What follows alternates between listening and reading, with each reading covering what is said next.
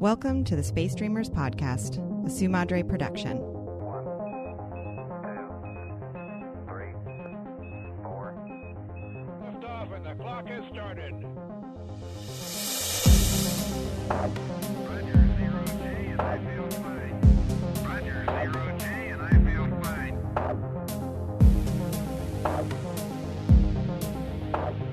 All right, you ready to do this? Let's do it. Okay. Welcome to the Space Dreamers podcast. This is probably the last episode. Probably? Well, I wanted to do an episode after this Yeah. to just like round it off, maybe rank all the books or something. But I also like the idea of 45 episodes. Ooh, And we fucked up by not recording last week. right. That would have been 44, and then we could have done 45, but last week's was 44. Now this is 45. So we'll see. But we're talking about 3001, The Final Odyssey from 1997 by Arthur C. Clarke, his final novel written only by him. So he And continued to write after this, just not alone. he put out, I've never read it. I've heard it's good. I've also heard it's bad. Mm-hmm. He put out with another guy, maybe Stephen Baxter, Yeah. a time odyssey. What's that? 4 books, just like this, Oh. about time instead of space. Interesting. Yep. Never read it, but I've read kind of like things like little plot details, and Yeah. it sounds fucking crazy, like heady, like trippy shit. Wow. Yeah. I would like to eventually read those, but I've never read them. Mm-hmm. Yeah, he put out some other, like there's one called like Richter 10. It's about earthquakes that he wrote with somebody else. Mm-hmm. Yeah. I wonder why there were so many collaborations. Dude, I think he just brainstorms with someone, Yeah. and then like helps them, but they write it. Yeah. Because from what I can gather, like especially Rama 2, 3, and 4, Yeah. I've heard that it's very obvious that it's not Clarke's writing. Right. You know, like it's just I think they say like, where should this story go? And Clarke obviously has essential input because he's the creator of the whole world. Yeah. You know what I mean? Yeah. So, yeah, I don't really know. It's like those. I think it's George Patterson, one of those thriller mystery writers. Oh, right. Now they put out books and like their name is the biggest thing on the cover, but then it says by someone else. And clearly, it's just a branding thing. Oh, yeah. You know? Right. So, but then I actually don't know if that's true. So don't listen to me. Yeah, because I feel like I don't know many other authors that do that. Like, I mean, collaborate with. Stephen King has done it. Really? Yeah. Stephen King and Peter Straub, I believe, wrote, Oh. I don't know, one of those dark something or other, dark mystical book. I don't know what it's called. Interesting. So it's apparently just the people I read don't do that. Well, yeah, I don't know. Interesting. Yeah. So, yeah. I think this is a good book to end on. Yeah. I think significantly better, than Hammer of God and The Ghost from the Grand Banks. Yeah. This might even be a little teeny tiny bit better than 2061. I feel like maybe a little bit. Oh, I think so. Yeah? I think, yeah. Not better than 2010, but definitely. I think 3001 it's a little better. Yeah, no, I would say so. Absolutely.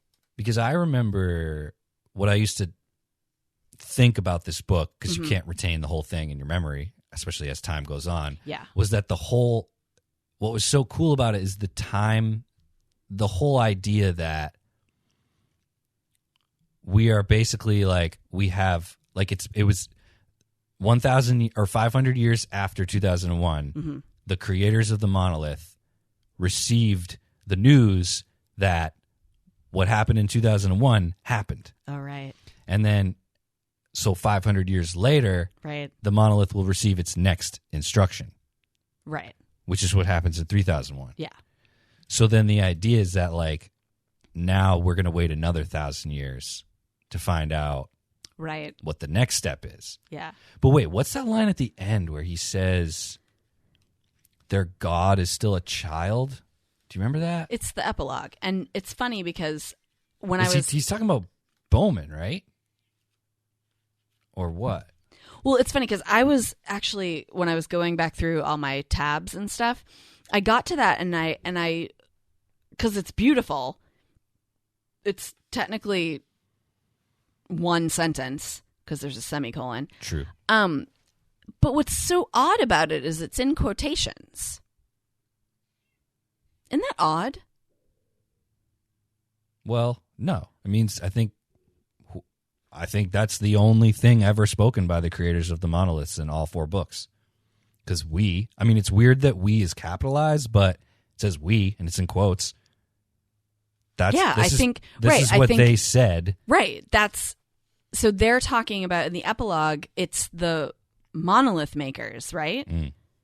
Saying this about us. Their little right? universe is very young, and its God is still a child, but it is too soon to judge them. When we return in the last days, we will consider what should be saved. Yeah.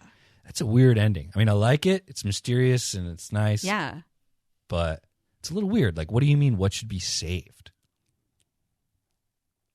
Like, you're just, like, why is the emphasis on saved? You are literally gods of humans because you created them. So you're not deciding what should be saved. You are deciding everything. So why emphasis on saved? What should be saved? Well, if you think of what impact they had on Jupiter, so they destroyed one thing to foster another. Okay. So maybe they return and they look at their experiment again and they say, this didn't work out, but we could use this, whatever else, as a means to foster something else. Right. I don't know. Dude, I can't wait, even though I won't be here until 3001 when we find out that Arthur C. Clarke was right the whole time. Because that could still happen. Yeah. That's what I say. That's why I say I love 2001, because it could be that could be our lives. We could be the descendants of the monkeys that got saved by the monolith. Right. And it still could be true. Because we're not at 2500 yet when... Yeah. But, yeah. Even if we don't find out in 3001, it could still be true. Yeah, I know. Now we sound like the crazies on Ancient Aliens, but, Yeah. It's still, it's possible. Isn't it possible? Anything's possible. Exactly. So this book follows Frank Poole, who is one of the 2 crew members of the Discovery in 2001. He gets jettisoned into the gulfs between the planets of the solar system in the year 2001, and then in 3001 he is picked up by some asteroid miners, correct? Yeah, I think so. Yeah. And thawed out. Yeah. And it's perfectly fine. Yeah, totally. Yep. Totally fine. Yeah. So then so this book is basically it's another version of H.G. Wells' When the Sleeper Wakes, which is basically, it's a classic story when someone wakes up and it's way far in the future of what they know. Yeah. So it's one of those, just, a fish out of water. Like, he's just learning how life is in 3001. And we are, as the audience, in turn, learning what life is like in 3001. Yeah. And it's cool to see all the space elevators and the ring around the world. Yes. That's operational. Dude, I really liked toward the end how he mentions that there are places on the tower that are still totally empty. Right. It's just like a hole, a hollow part of the tower. Mm-hmm. Dude, part of me, where the fuck are you getting the resources to build these things if they're that big? If you build something that's bigger than the Earth, where are you getting the things to build it? How could there still be an Earth? I mean, I guess they're mining other planets and stuff, but it just doesn't seem realistic, dude, at all. I know. Okay, you know what else I thought of today? I'm gonna put this on the record. Yeah. Just like a way to state something that I believe. We've said it on this podcast. I think that the first child born off of Earth will be the first legitimate crime against humanity. How so? Because every horrible thing that has ever happened on Earth, and lucky for whoever was involved. Imagine, I've said it before. Yeah. Imagine having no choice and you're just born on Mars in a bunker. Oh, right. Yes. Fuck, man. Yes. I would be, dude, no. Yeah. That's cruel. Yeah, you're right. It is cruel to do that You're right. to anyone. There's no reason. Yeah. There's no reason for us to leave. But anyway. Yeah, so that's what, I don't know, it just made me think of all these ideas we have in the future. And if you say no, you're like considered a negative person, right? Like you're just, you don't have the vision, you know, like Elon Musk has the vision. Yeah. It's like, okay, but if you want to build a ring around the world, you have to build it out of something. Yeah. What are you going to build? If you're building something that's bigger than Earth, it will require many hard physical things to do it. Right. Where are you going to get that shit? Right. So, especially if everyone's going to, like, especially if it has to be like a sustainable structure, like people are living in the towers.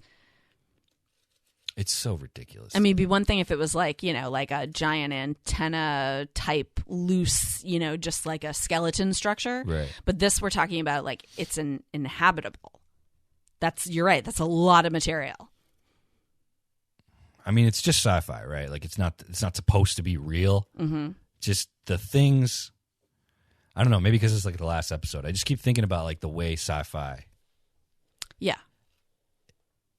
It just is not realistic.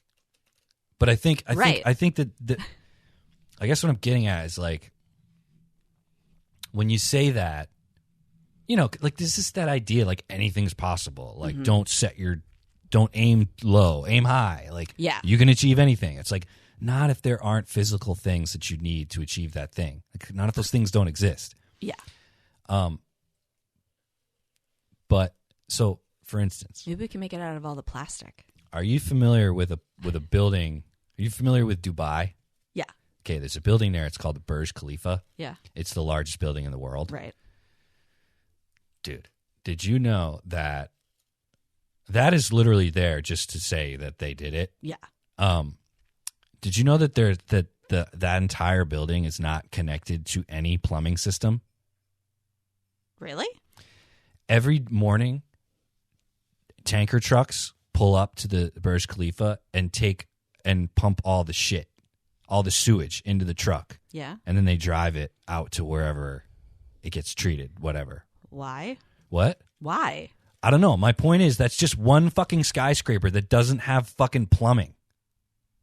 Is it like not possible? I don't fucking know, dude. It's a fucking city built on sand. I don't know. I don't know the details. All I know is that a bunch of oil tankers show up to the Burj Khalifa every morning and take all the people who live there, take all their sewage and bring it somewhere else. So my point is that's just one skyscraper on Earth. Yeah.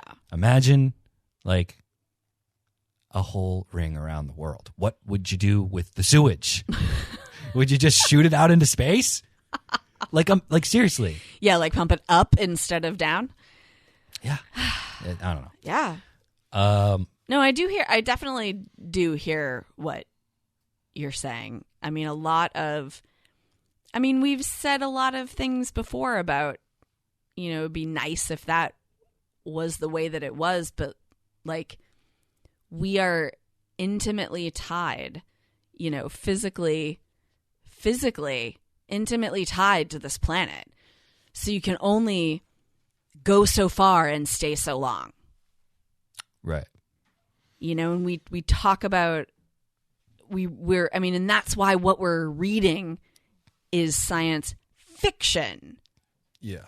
You know, because it's creative to think about it and develop it, but I agree. There's a lot that is literally not possible. Right. I feel like it's two separate things, but they work so well together. What? And I genuinely like Frank. Yeah. You know? Yeah. He's like he doesn't bother me in any way. You know? Yeah. Like he makes a good character. He's very agreeable too. Yeah. I mean, people in that position in real life would probably freak out. Yeah. And he's just like, "Oh, it's 3001. What's up?" Like, it's like I knew something was weird. Yeah. Yeah, because it's like although it's kind of like 2010 in the sense that like it's about the monolith and the monolith makers, but it also introduces all this like other really interesting stuff. So like the first part of the whole first part of it is just about the sleeper awakes, the ring around the world. It's really all just about like what the future is going to hold. And then slowly it becomes more about, well, they go Ganymede. Yeah. Because what's the impetus? Is he just like, and now I don't remember what the impetus was for him. Did he was he thinking about Bowman? Like, how did that come up now that I think about it? I don't remember. Wait, there was that really good part like at the end of a chapter. I feel like it was like he wanted to reach out. Because he knew, because they told him about it. They knew what happened. So he was like, well, maybe Bowman will talk to me. Right. Oh, yeah, because no one had heard from him since 2061. Yeah. So he was like, maybe I'll reach out. Maybe he'll respond to me. Which he did. He had unfinished business at the world once known as Jupiter. Who did? Poole. Yeah, Poole. Yeah. Yes. Yeah, totally. Ooh, I'd be so pissed at Hal. Dude, I'm sure this is explained, but what how come every time he had like a transmission it started with Miss Pringle? What the fuck is that? What does that mean? Oh, that was Is that her name? No, he was he was given like the like an AI secretary. And her name is Pringle? Yeah, Miss Pringle? I'm pretty sure that's what it was, yeah. And the girl's name's Indra. Wasn't that the girl in the Deep Range? Is that his wife? Yeah, wasn't that name familiar? Yeah. Yeah, and the ship is the Goliath. Yeah, I don't understand. That's what it was in Hammer of God. Hammer of right? God, yeah. It was weird. Yeah. I thought it was so lame when him and Indra got together at the end. I was just like, give me a break. See, I actually didn't mind that.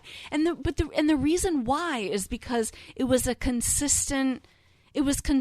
Like Frank was a normal guy and Indra was a normal girl, and they just like, well, plus she's the one who knew all about his time period, right? Yeah, and so like she was a presence through the whole beginning of it. There was actually like an established relationship. Right. That at the end I was kind of like, oh, that's actually kind of cool. Yeah. It really didn't bother me.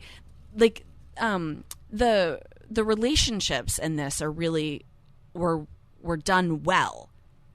Like it wasn't like 2010 with like, Haywood and his second wife. Right. Like who the heck cared about that? Yeah. Yeah, I agree. But this I actually kind of cared about. Like, she seemed like an interesting person. I mean, she'd have to be an interesting person if she was an expert on his time, which is our time. Which is our time. Yeah, dude. What about 1,000 years later? It's neat. What about the lady on the dragon? Oh, for God's sakes! I was like, what the fuck is this? That was that a real woman? Yeah. But the dragon was fake? Yeah. Dude, okay. I will say, as a gamer, okay, as a person who plays video games, yes, there is nothing less interesting than reading a description of something happening in a video game. Or a VR situation, or any kind of... Yes. Like, it is not interesting at all. Watching someone else play video games isn't even very fun. Right. So reading a description of it, kill me, dude. Yeah, but he doesn't have the brain cap on when he's doing the dragon. Yeah, so I don't really understand it. But regardless... But that's physically happening. There's an actual dragon. Well, I don't think it's an actual... Although, they have raptors. I know. Yeah.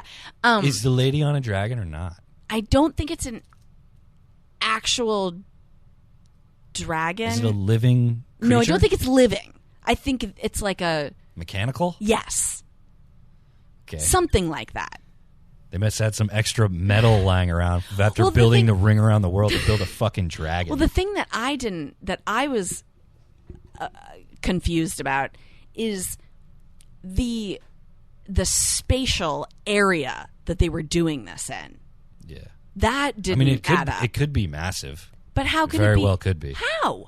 Because it could be, you could have like maybe a multiple full floors. like Okay, three, yeah, you're right. Yeah, a whole yeah, 3 okay. miles Yeah, of you're tower right. You're right. vertically Didn't think that's about like that. hollow. you Yeah, know? okay, you're right. But then again, it would cripple. What doesn't matter what it would have. Yeah. That shit was weird. Yeah, agreed. With the dragon lady. Agreed. Yep. Because just nothing. If you say princess, kingdom, or dragon in a sci-fi novel, I'm done. You're out. I'm done. You're out. Well, clearly I'm not done because I read the whole book. Yeah, but exactly. I think it's just a pretty satisfying ending. I think it Agreed. It doesn't. Everyone wants answers. Right. But here's the thing. I've said this before. Mm-hmm. I don't know about it on this podcast, but I love to quote Jerry Seinfeld when he says, "You never give the people what they want." Yes. Because the people don't know what they want. Correct. They say they know what they want, and then you give it to them, and they complain about it. Yes. So you just don't do that. Just don't ever give people what they ask for. Right. Because they will just complain about it. But, so in this case, he gives you something, but nowhere near everything that you want. Well, I like that he gives you more, like just more information. Like there aren't necessarily like definite answers. Like I'm okay with that. Yeah. But it's like you just get more information. Like you learn a little bit more about the monoliths. You learn a little bit more about Halman, which they now call him. Yeah. You learn a little bit more about the monolith makers. Like, I think that is what's nice because you're not like you're right. He's not answering like the big questions, but I'm okay with that. Right. And so this is the other thing too. It's like if you're I actually don't 100% believe that Clarke did this on purpose because he never does this. Mm-hmm. But if you're like, there's a certain, I'm trying to think of, so have you seen that movie Eastern Promises with Viggo Mortensen as like the Russian gangster and Naomi Watts is in it? I really think I have, but okay. So it's just one example of many that do this thing that I'm about to mention. So it's like that entire movie, okay, is people talking about intense shit, but they're just talking. Yeah. And then it all culminates. Like one of the last scenes in the movie is like a one shot of Viggo Mortensen in like a bathhouse, like a Russian bathhouse, and he's butt ass naked and he like kills a guy. And it's all one shot and he's naked and it's super fucking visceral. Yeah. But the point is, if you take like an action movie, that's just one scene in a movie full of action, right? Right. If you take a movie with a slow burn, a very small instance of one man killing another man becomes the most epic and intense shit. Yes. You're like, holy fuck. Yes. Shit's happening. That's like the movie Drive. That scene in the bathroom. I couldn't finish that movie. I didn't like it. Seriously? Very seriously. Anyway, there's a scene in the bathroom that is still like... Is it at the end? No, it's like towards the end, but it's like, it's kind of like... But it's just so... And it's not the... And it's funny because it's not an... Drive's not an action movie. I mean, it has action. Like a thriller. Yeah. But it's the same thing. I mean, that one scene left such an impression because it was so out of place with the rest of the feel, Yeah.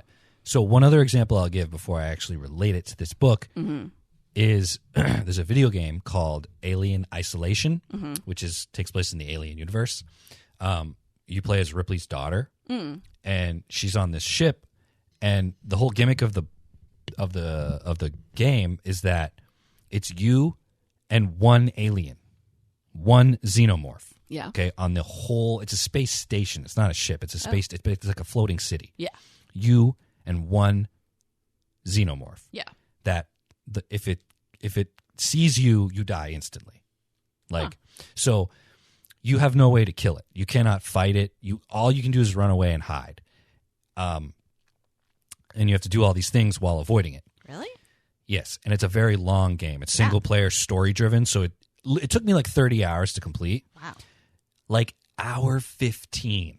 Yeah. Okay, you've been creeping around, avoiding this horrifyingly scary alien for 15 hours of super intense gameplay, dude. Yeah. And then you get a flamethrower.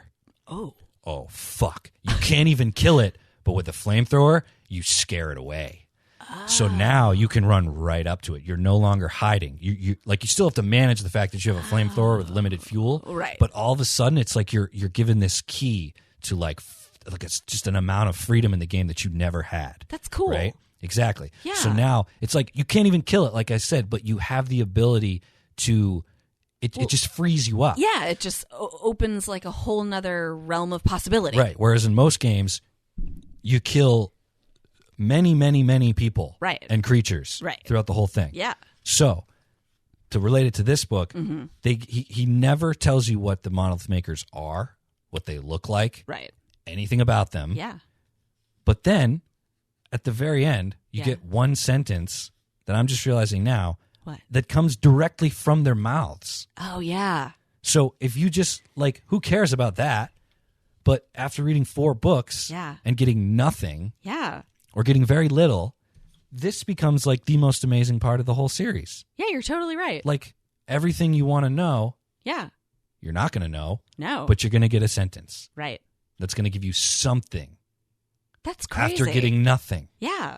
So I think that's really cool. Yeah. I'm glad we talked about it too, because it's like it's a beautiful sentence. It had like a great impact on me, but it wasn't until we just talked about it that that I made this realization. Yeah. So cool. Oh, I also like that this book confirms that the monolith in Africa stayed in Africa. They dug it up. There's that whole chapter about them digging it up, which is interesting. Yeah. Yeah.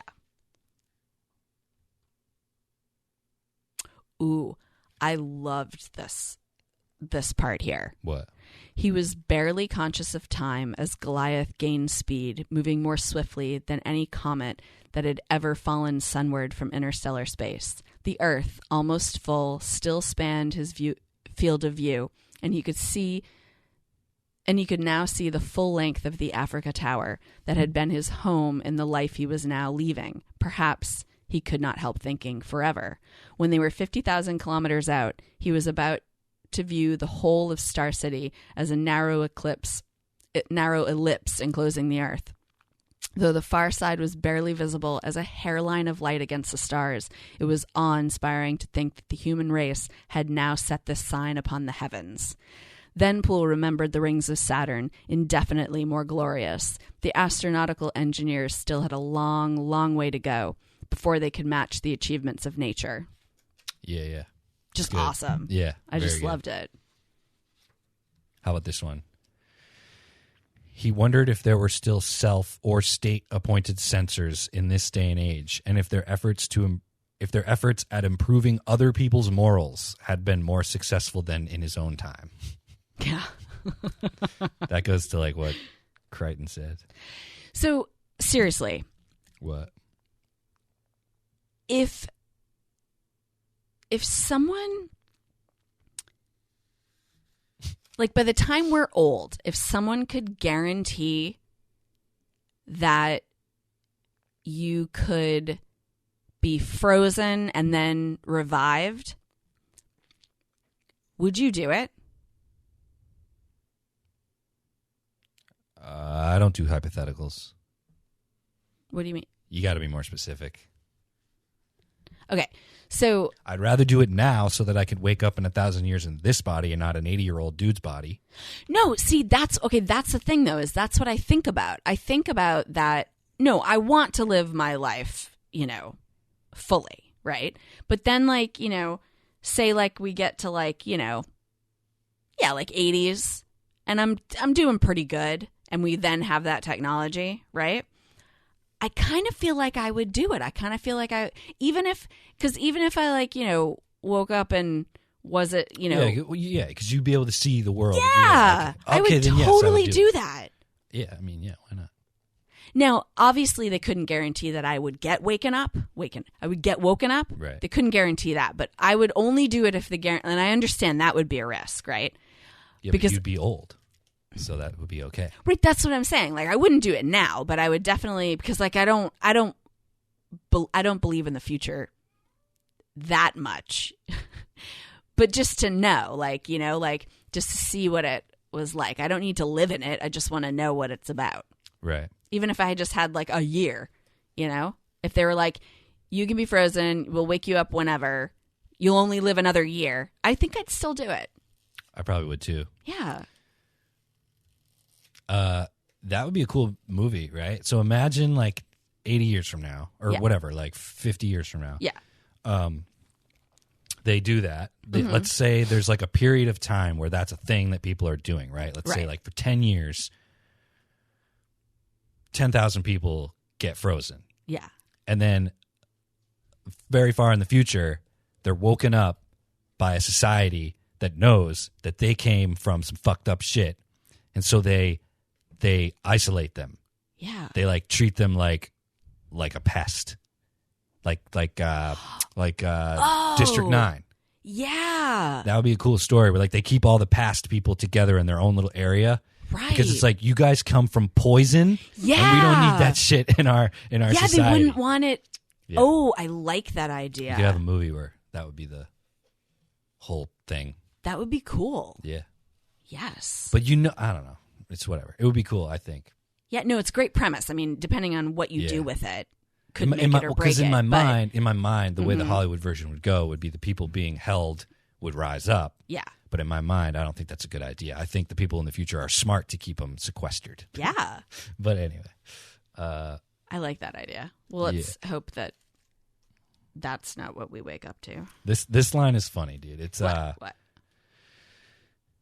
And that's where he lost. And that's where we lost him. He left Discovery in the remaining space pod and made a rendezvous with Big Brother. For almost 1,000 years, we've been haunted by this last message. By Deuce, it's full of stars. Oh my God. But then in parentheses it says, "Here we go again." Poole told himself, "No way Dave could have said that. Must have been, my God, it's full of stars." It's like funny. Yeah, that was really funny. I felt like there were a lot of chuckles in this book instead of like, haha, Clarke. Yeah, exactly. Yeah. Yes. Oh, I really liked this little insight into the monoliths. Who is this talking? Must be Poole. It says, then he recalled that although everyone who ever came to view TMA1 and TMA0 felt an irresistible urge to touch their apparently pristine surfaces, no one had ever succeeded. Fingers, diamond drills, laser knives all skittered across the monoliths as if they were coated in an impenetrable film.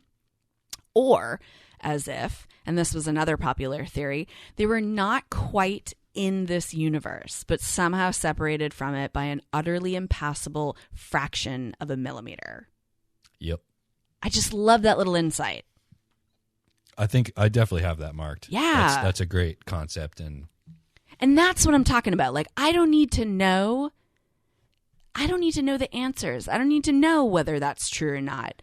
But just like that there are those like theories. Yeah, multiple maybes is more interesting than one definite. I agree.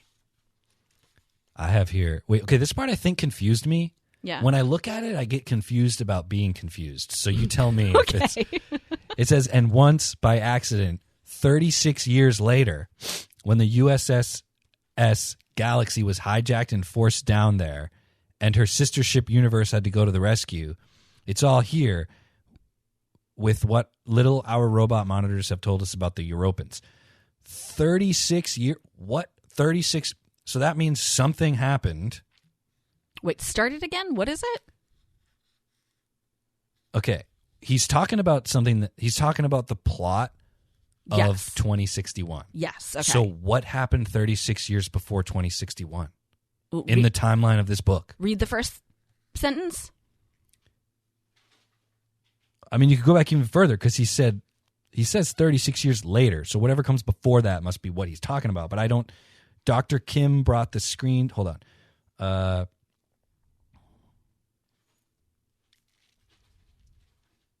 Dude, nothing happened in a time of 36 years in this series of books.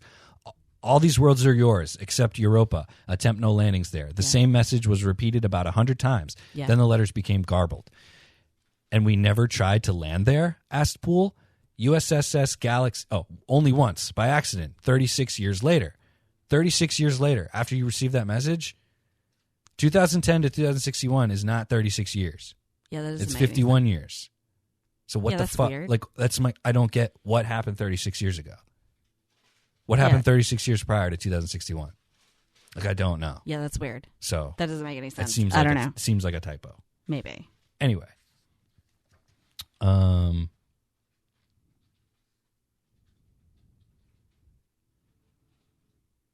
Yeah, there's so many good parts. There's so many good. The whole end. Like, I'm just like looking at some of the things that they're just too long for me to read out loud. But like, it's just everything that Poole comes to learn from Hal and Bowman is just so much fun to read. Dude, yeah, I just found another good one. Do you have one? No, go ahead. Okay, this one's great. As he led his colleagues, the directors of the world's half-dozen most famous museums, 3 eminent anthropologists, the heads of 2 media empires, down into the pit, Delmarco wondered if such a distinguished group of men and women had ever been so silent for so long. But that was the effect that this ebon rectangle had on all visitors as they realized the implications of the thousands of artifacts that surrounded it. Oh. Right? That's cool. So you wouldn't just find the monolith, you would find all the shit that the people, that the monkeys who the monolith taught to do things, they would find evidence of all those things done. And you would know, you would be like, it's the first time that was ever done. Yeah. Or maybe you wouldn't know. I don't know if they know. I think only the audience knows. I'm not sure. That's really cool. There was a great line in here that I really liked because it's something that I think we've talked about before. And it says, what pitiless logic is intelligence the only thing that matters? Because that's what we've talked. I mean, that's what like we've talked about that. Like, why would intelligent life be more important than unintelligent life? Exactly, dude. Like, because when we started out, it's just we weren't intelligent. Yeah, that's right. That's the thing is like, it's because we're intelligent that we think we're the most important thing. You know, like that little squirrel out there isn't important because he's not intelligent. I don't think Elon Musk plans on bringing any animals, maybe a dog to Mars. But that's the point. Is you're basically what you're saying is that the only thing that matters is intelligence, not life, intelligence. Right. Us. Yeah. You know. It's foolish. I agree. This was frightening. I think Hellman is saying this. I do not wish to talk about it, but twice I have glimpsed powers, entities far superior to the monoliths. Far superior to the monoliths, and perhaps even their makers. We may both have less freedom than we imagined. That's even crazier. Yeah. Because again, it's another hypothetical. How about the one line, if we are unable to download, remember us. Like I might have teared up a little. Who? That's Hellman. Bowman and Hal. Oh, yeah. When they say that if we're unable to download, remember us. Aww. And I thought about it. I was like, but you're in a book. I'll never forget you.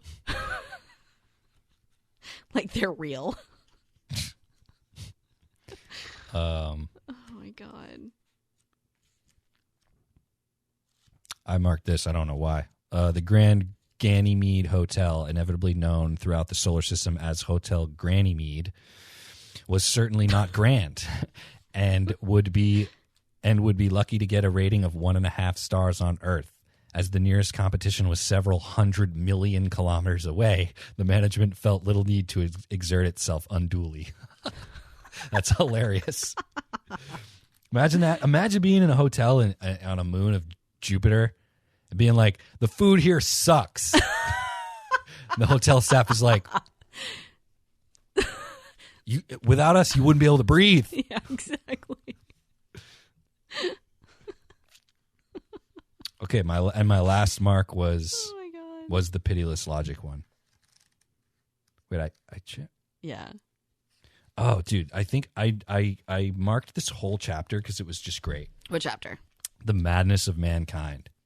The whole chapter is just fascinating. Like, Yeah. like all this stuff about. Yeah. Now I'm remembering it. I don't know. It's true that most of the Medes were born here, so don't know any other home. Though they're usually too polite to say so, they think that the home planet is becoming decadent. Are you? And if so, what are you Terrys and the locals, as the locals call you, going to do about it? One of the teenage classes I've met hopes to wake you up. They're drawing up elaborate top secret plans for the invasion of Earth. Don't say I didn't warn you. But then back in Poole's century, a person's name often gave a clue to his or her appearance, but that was no longer true 30 generations later. Dr. Theodore Kahn turned out to be a Nordic blonde who might have looked more at home in a Viking longboat than ravaging the steppes of Central Asia.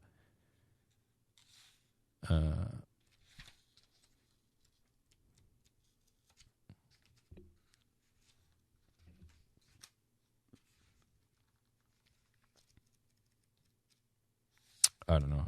This whole chapter, it's just Clarke commenting on humanity and how we're crazy.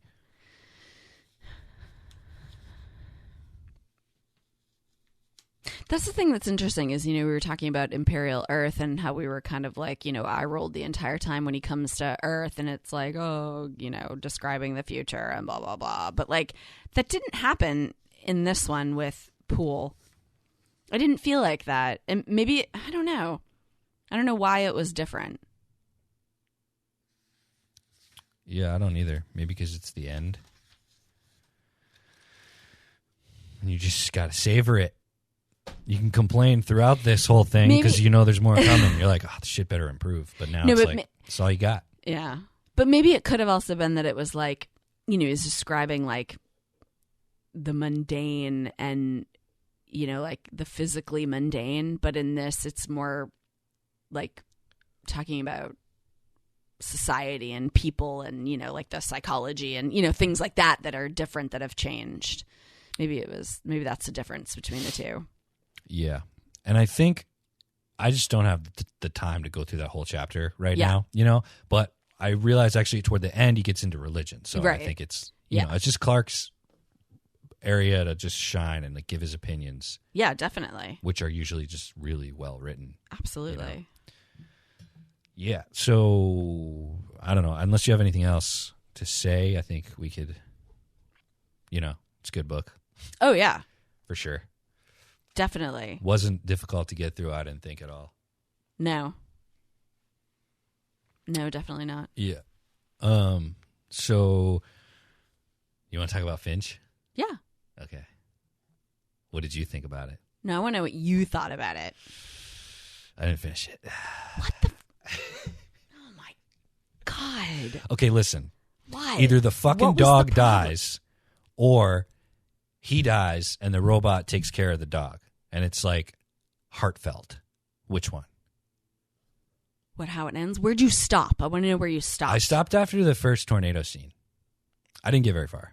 You really didn't? Nah, man. I'm not interested in that. Just, I know it sounds really negative, but just tell me what happens. Dude, okay. Also, call me old school, but fuck, man. I need to go to the movie. Watching a fucking brand new big budget science fiction movie on my TV. Yeah. It's just not fun for me. Really? Dude, not really. For real. Like, if COVID wasn't a thing, like, not that I've been to the movies since COVID, but like, if COVID wasn't a thing, I would have been at Dune opening day. I don't want to watch that movie on my TV. It's not the movie that I don't. It's just the whole thing. Like, everyone's obsessed with like that movie. because they already have HBO and they sat on their ass like they do every night and clicked the button and were able to watch Dune. Like, there's no decision that goes into, like, am I the kind of person who's going to spend my money to go see this amazing sci-fi movie on a big screen? You know what I mean? Yeah. It's like there's no barrier of entry. Yeah. Not that that matters, but to me, it affects. I don't want to watch big budget sci-fi movies on my TV. I just find myself like, that's so much better if it was on in a theater. Because it's the experience for you, dude. And also, just everything about. I get that I'm getting away from like the movie, but like I remember, man, when they decided Greyhound was going to come out only on Apple TV. Yeah. Tom Hanks was like in the press being like, I am extremely disappointed that this is happening. Yeah. So how much money did Apple TV offer you to be in this fucking Apple TV only movie? Well, now they probably blamed it on like how the world has changed. I know, but it's just weird that like not that long ago you were, you know, and I guess Tom Hanks is just Apple TV's like poster boy now. Must be is one of my guesses right? Of about course, the ending? yes, Okay. of course. So I just didn't. And dude, the tornadoes came, and I was like, "Fuck yeah!" And then he just like took shelter, and there was no more tornadoes. Not that that's the only driving force for movies, but you should have kept going. Okay, because there were some really cool scenes later on with tornadoes. Yes. Sweet. Okay, maybe I'll finish it. I would. Okay. Or at least keep going until like the last because see, for me it was only the ending that had me going like, oh come on. It was just the very end. That's when for me it got like pokey. I did like how when he tells the robot the rules. Yeah.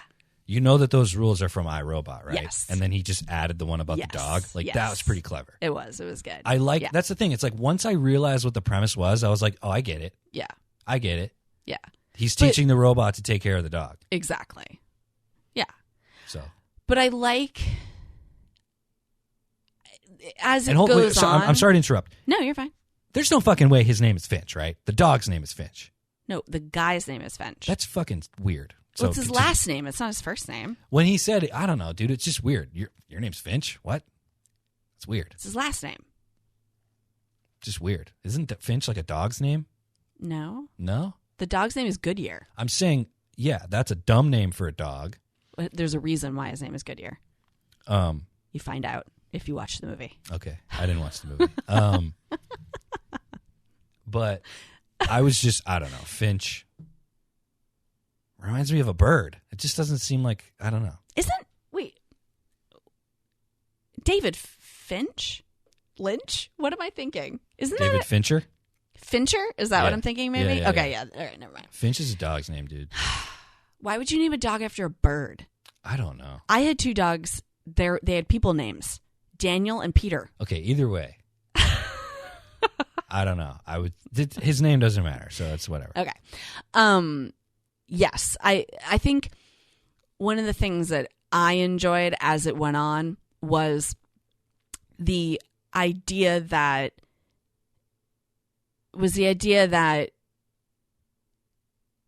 the robot is new. So, the robot names himself too. Did you get to that part? Oh no, probably not. Maybe. What was his name? He names himself Jeff. I do remember that. Okay. Yes, I do remember that. So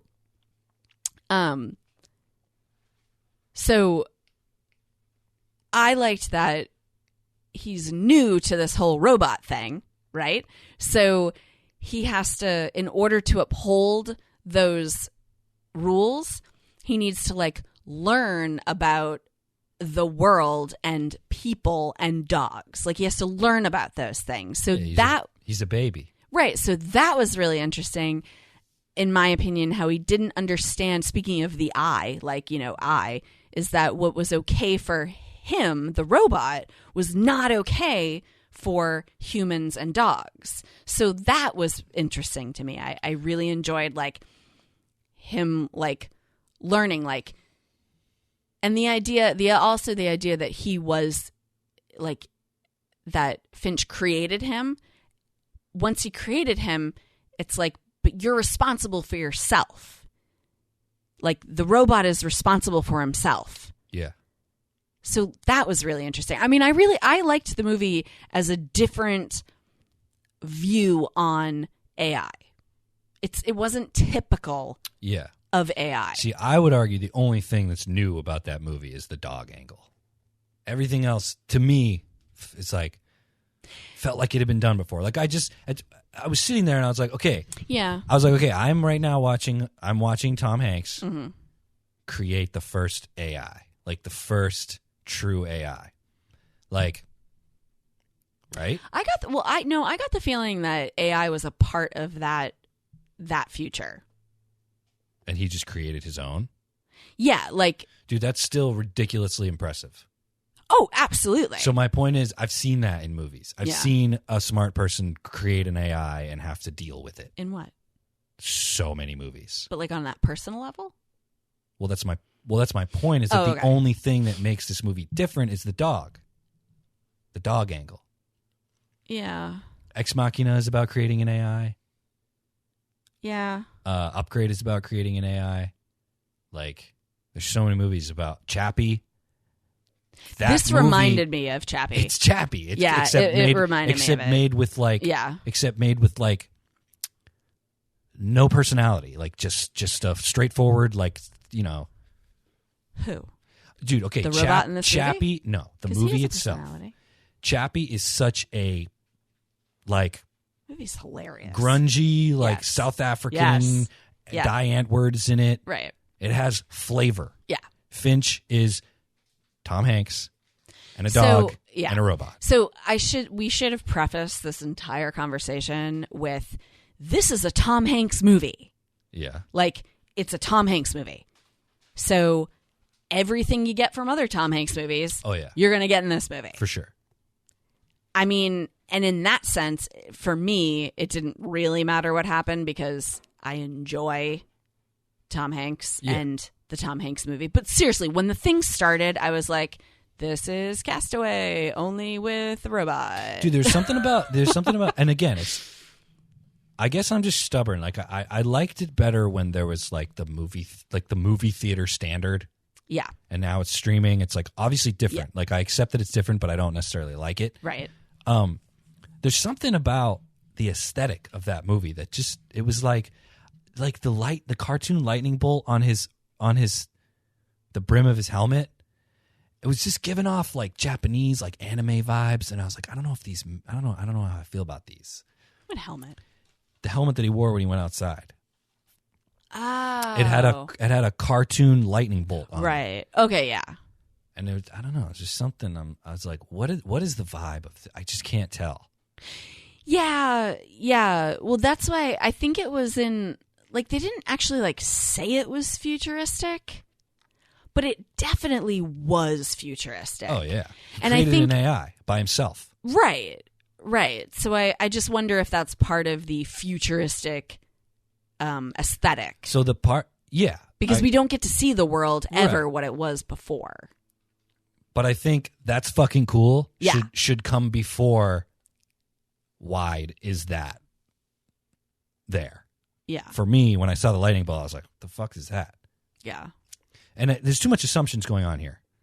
So like what you said, you're like, well, I think AIs exist in this future. Yeah. When I'm watching the part where he's creating the AI, I'm like, this guy is fucking creating an AI. Like, this is crazy. But all the emphasis is on whatever. He's in a desert. What was even the beginning? What was the point? Where was he trying to go? He's trying to go somewhere, right? What's the conflict of the film?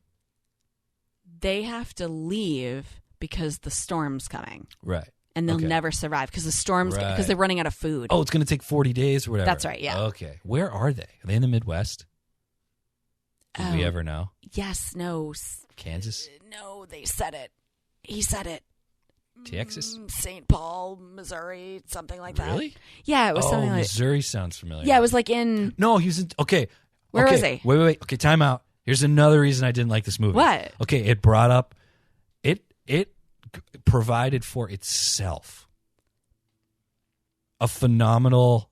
Maybe I just didn't see this part because the fact that it's absent is fucked up. What? He started in St. Louis. Yes. Okay. And I have driven from not St. Louis to St. Louis. And it is the most amazing skyline because of that fucking arch. When you're driving across nothing, Missouri, and all of a sudden you see on the horizon, Yeah. in real life, Oh, yeah. You see the arch. the arch. Yeah. You're like, I'm in a sci-fi movie. And then you have a sci-fi movie that never showed the arch. There should have been, because he left it. You got to have a shot, dude, of the destroyed skyline with a half-built arch. Yeah, that sounds so weird, and though. they fucking didn't show it. So are we sure he was there? He said St. Louis. I remember having these thoughts. I remember when he said that he was in St. Louis, I was like, so you are right next to a thing that exists that already looks like sci-fi.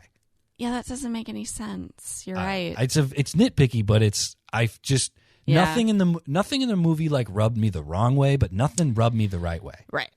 You know what I'm saying? Yep. So no, I hear you. And well, I mean, that's the thing is, it's just you either take it or you leave it. There's nothing special about it. Like, right. I mean, I agree with that. There's nothing. I didn't dislike watching it. I think the dog angle is new. I will say that. Probably. I think. But the dog angle is also hokey as fuck. Yeah, but it gets you no matter what. I didn't want to see that fucking dog die. But do you know why? I know, but do you know why the dog is so important? Did you get to that part? So that's like a whole like statement on humanity. Why is the dog important? The dog's important because he's telling Jeff, the robot, he's telling him about when everything happened. And he says, when everything happened, there were the people who said, nah, that's not going to happen. Or whatever, we'll worry about it later.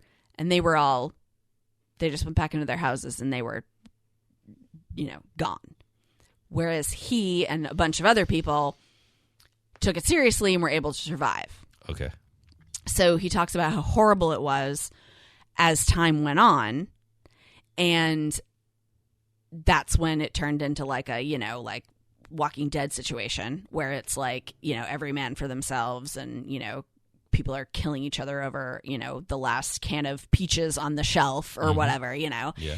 And basically what it is he witnesses a mother and her child in the same store as he is.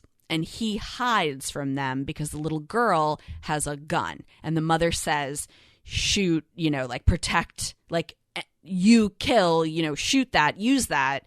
So he's like, I have to hide because if she sees me, she's going to kill me. Right. So he's hunkered down, waiting for them to leave. He sees a car pull up and a guy says, give me all the stuff in your cart. And the mother's like, I'm not going to do that. And he's like, you have to. And then here's bang, bang, bang. The mother and the child are shot. And the guy takes all the stuff that's in their cart. He did nothing to help the situation. Right, exactly. When he goes over there to see, when the guy leaves, he goes over there. There's nothing he can do. In the little girl's backpack is a puppy. Oh. That's why it's important. And he hid in the like tire section. So that's why he names it Goodyear. Oh. So I think the point of the dog is like hanging on to that shred of humanity. But it's so hokey. I thought you were going to say the dog had some like rare blood type that would save humanity or some shit. No, then it might have been interesting. It's only important to him. Exactly. Okay. The dog is only important to him. I thought it's. I think what, like I said, I think what it is I think he's just hanging on to that last piece of like connection.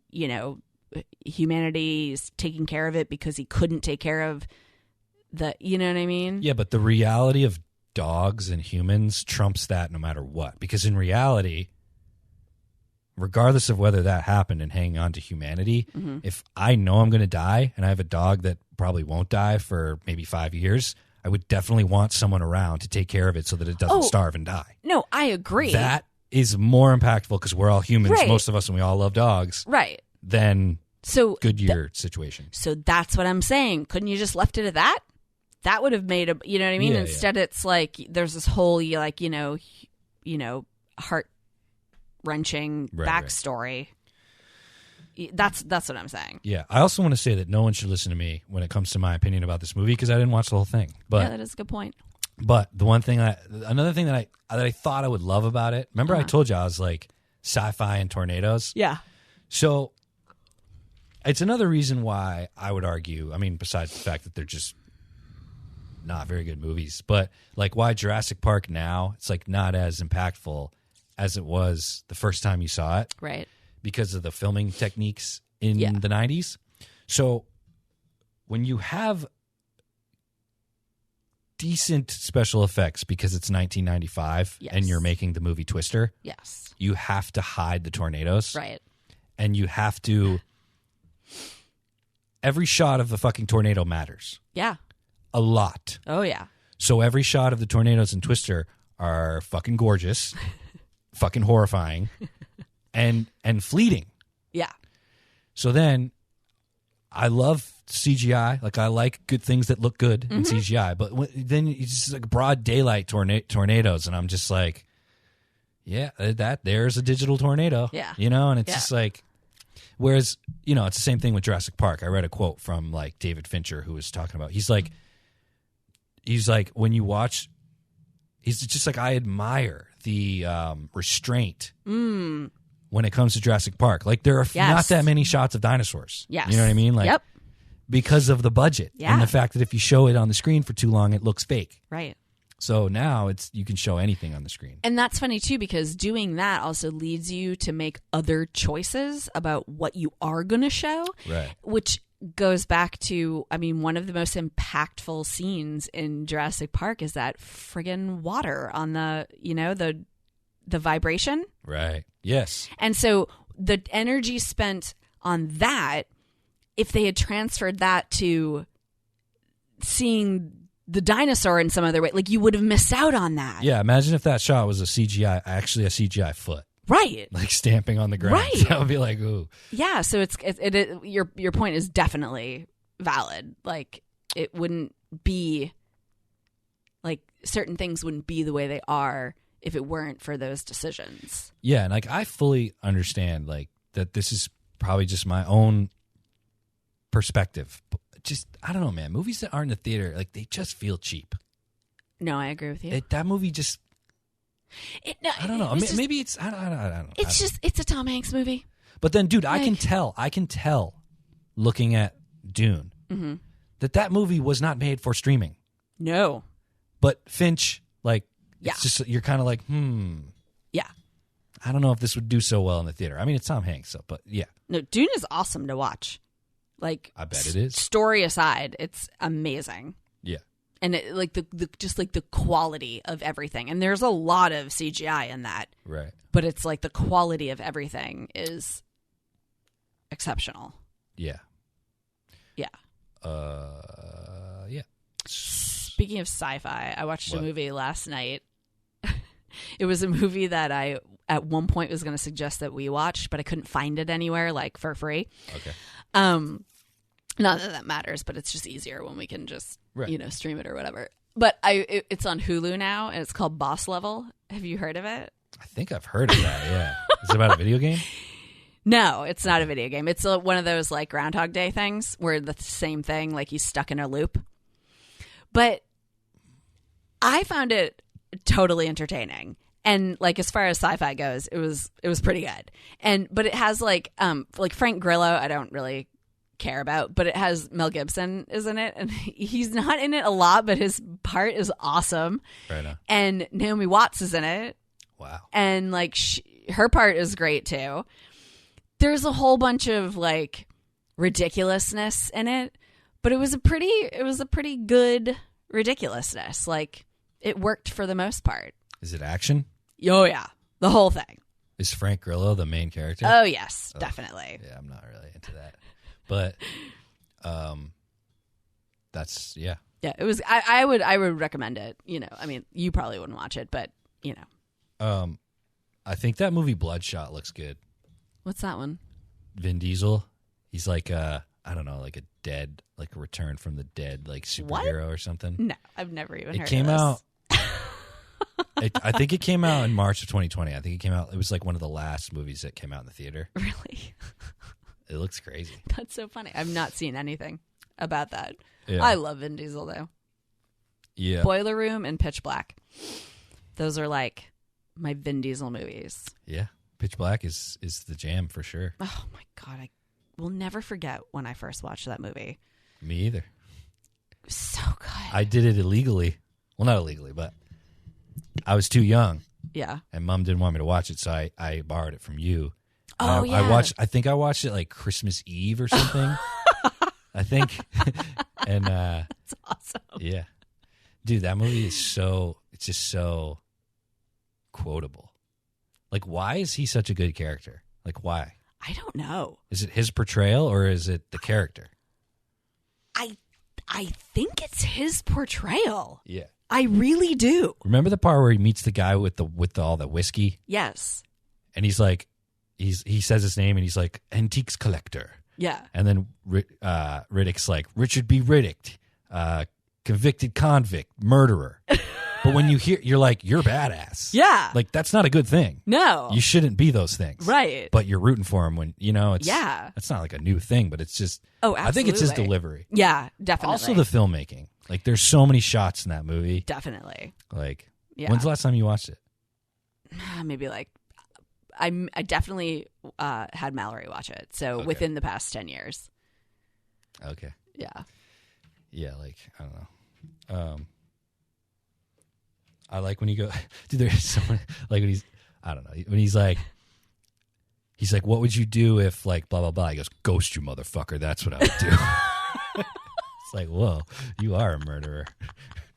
And what's so wild too is that obviously Hollywood saw that performance and they were like, we're going to take this and we're going to amplify it by 1,000 Yeah. and we're going to make a shit ton of movies with you in it. Yeah, but we're also going to make sure that we're going to make it PG-13, Right. which sands off all the edges that everyone liked about it. Exactly. You know what I mean? But no, probably my favorite lines in that movie is when he goes, when it's him and John's Yeah. up in front Yeah. and it's dark and they're having that conversation. Yes. And then they're like ducked down. He's like, how does it look? Looks clear. And then they walk up and a monster comes out. He's like, you said it looked clear. And then he's like, how's it look now? Looks clear. Like, what? When I say that, it doesn't sound cool at all. But in the movie, it's so good. So good. And he's got like that superpower. Mm-hmm. You can see in the dark. Yeah. Oh my God. Anyway. So good. And then Riddick. You've seen Riddick, right? Yeah, I've seen them all. Yeah. That third movie is so good. Yeah. So good. All right. I guess we should finish. We should wrap it up. Yeah. Yeah. Yeah. That's it.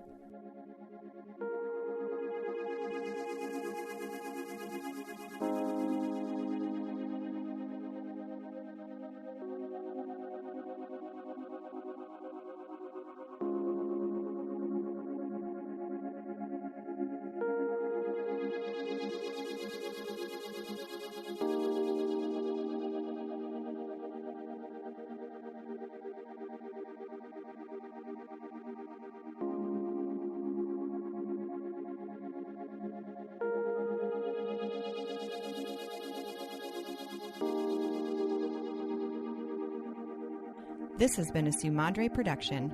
Thank you for joining us.